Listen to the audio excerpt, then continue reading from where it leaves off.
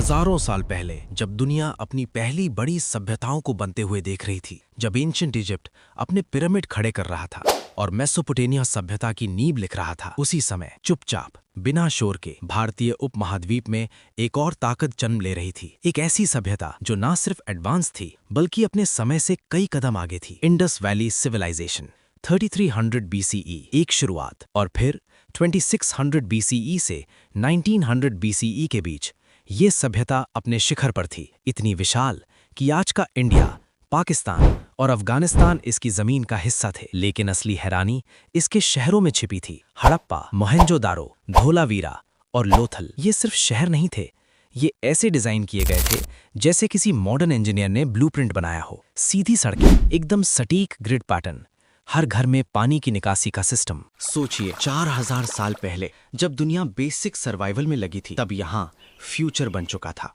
और ये सभ्यता सिर्फ बनी ही नहीं बल्कि फल फूल भी रही थी। खेती, गेहूं, जौ, दालें और सबसे खास कपास। दुनिया में सबसे पहले कॉटन का इस्तेमाल यहीं से शुरू हुआ माना जाता है। लेकिन असली खेल ट्रेड का था।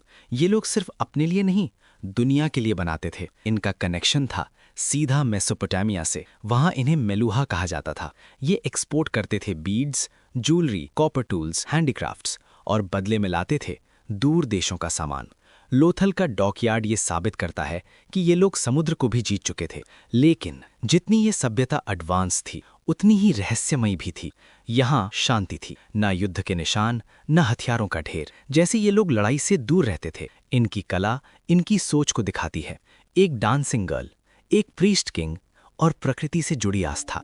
लेकिन सबसे बड़ा राज इनकी भाषा है। इंडस स्क्रिप्ट आज तक कोई नहीं पढ़ पाया। जैसे ये सभ्यता अपनी कहानी खुद अपने साथ ले गई। और फिर आता है सबसे अजीब हिस्सा, इनका शासन। ना कोई राजा, ना कोई एम्पायर, ना कोई महल। सोचिए, इतनी बड़ी सिविलाइजेशन और कोई रूलर ही नहीं। हिस्टोरियंस मानते हैं ये एक ऐसा सिस्टम था जहां पावर किसी इंसान के पास नहीं बल्कि व्यवस्था के पास थी। हर कहानी का एक अंत होता है और यहाँ से सब कुछ बदलने लगता है। 1900 BCE के आसपास शहर खाली होने लगे, सड़कें सुनसान हो गईं और एक दिन पूरी सभ्यता गायब होने लगी। क्यों? कारण एक नहीं था बल्कि कई थे। पहला वार क्लाइमेट चेंज, बारिश कम हुई, नदियां सूखने लगी, खासकर घग्गर हकरा रिवर। पानी गया तो खेती गई और लोग शहर छोड़ने लगे। दूसरा वार फ्लड्स, मोहेंजोदारो बार बार डूबता रहा, हर बाढ़ थोड़ा थोड़ा सब कुछ ले गई। तीसरा अर्थक्वेक्स, जमीन हिली, नदियों के रास्ते बदले और जीवन अस्थिर हो गया। और आखिरी चोट ट्रेड का टूटना। जब मेसोपोटामिया से कनेक्शन टूटा तो इकोनॉमी भी टूट गई। और इस तरह कोई बड़ा एक्सप्लोजन नहीं हुआ, कोई अंतिम युद्ध नहीं हुआ, बस एक महान सभ्यता धीरे धीरे खामोशी से खत्म हो गई। लेकिन सच ये है, ये पूरी तरह खत्म नहीं हुई। लोग जिंदा रहे, बस शहर छोड़कर गांवों में बस गए। यानी सिविलाइजेशन नहीं मरी, उसका सिस्टम टूट गया। आज भी इंडिया में उसके निशान मौजूद हैं। हमारी प्लानिंग में, हमारी खेती में, हमारी परंपराओं में। धोलावीरा आज भी खड़ा है, खामोश लेकिन सब कुछ कहता हुआ। इंडस वैली सिविलाइजेशन की कहानी सिर्फ इतिहास नहीं है, ये एक वार्निंग है कि चाहे हम कितने भी एडवांस क्यों ना हो जाएं, अगर नेचर, रिसोर्सेज और बैलेंस बिगड़ जाए तो अंत हमेशा खामोश ही होता है। अगर आपको ऐसी ही रहस्यमय और अनटोल्ड हिस्ट्री की कहानियां पसंद हैं